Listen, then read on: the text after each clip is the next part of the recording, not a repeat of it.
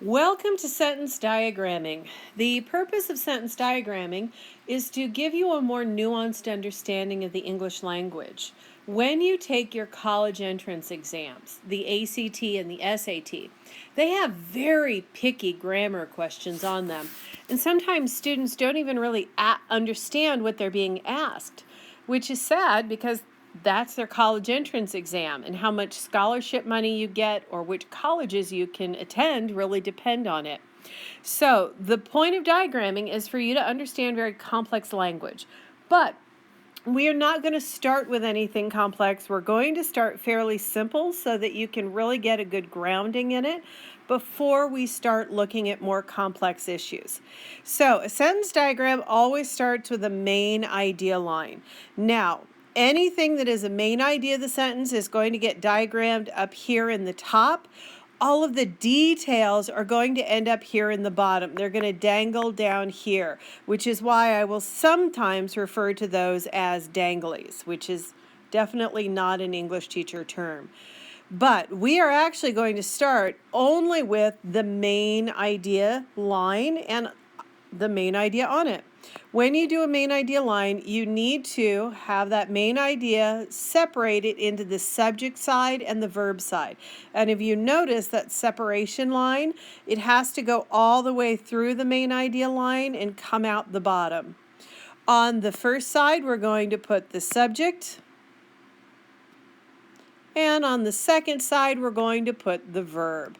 So if I have the sentence, Athena will be born. Well, your subject is going to be the person, place, thing, or idea the sentence is about. That is going to be Athena. Will be born. Well, students always recognize born as being the action, but sometimes they have a question about the term will be. Is will be part of the verb? Should it be up here? Or is will be describing the verb, in which case it would dangle down here? What that really means is students don't understand helping verbs. Now, to describe helping verbs, we're going to start with a timeline. On this timeline, I have present, future, and past. And let's take a look at some verbs. If instead of saying Athena will be born, I said Athena is born, where would is born go on the timeline? Well, clearly that would be right here. She is born. Well, then take a look at will be born. Where does that go on the timeline? Will be. Well, will be takes us to the future. So she will be born. Are the actions of is born and will be born different? Well, I don't know. If your parents ask you to do chores and you say it is done, and then maybe you say it will be done, are those the same action? Probably not. And if your parents have already asked you to do something 3 times and you say it will be done, they're probably going to get pretty frustrated, because things that happen in the future, that's a different action than something that has already happened. Or maybe I say Athena was born. Was would put us in the past. So your parents would probably like to hear something like, well, that was done yesterday. So was done, is done, will be done. These are different actions. That's why these are helping verbs.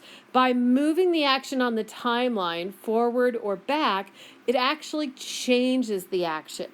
But what if I have something a little bit more complex? What if I have Athena might have been born from her father's head?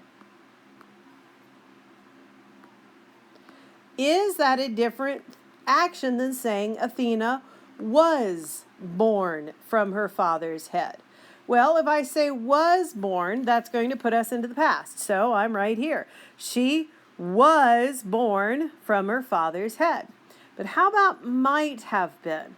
Well, have been moves you into the past, so that means we're going this way. That's going to be a have been. But what about the word might? Is that a helping verb?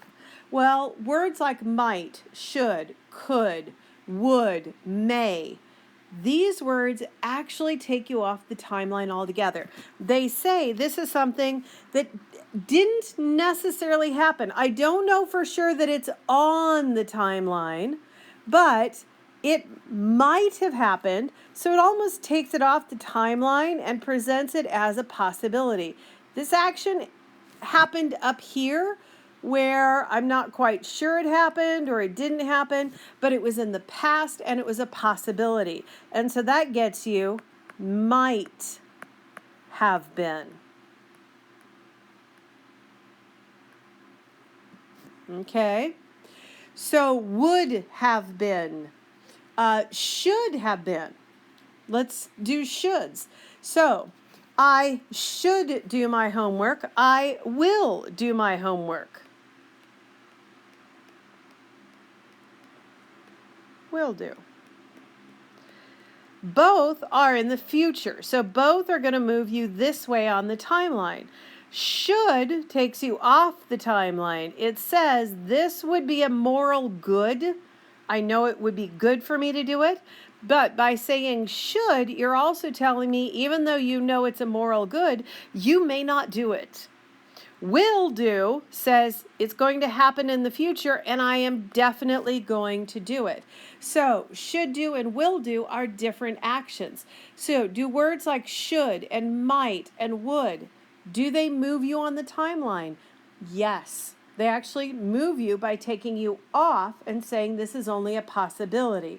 So all of these words would be diagrammed right here with the verb. Because they are part of the verb, they change the action. So that is your instruction. I hope this was helpful.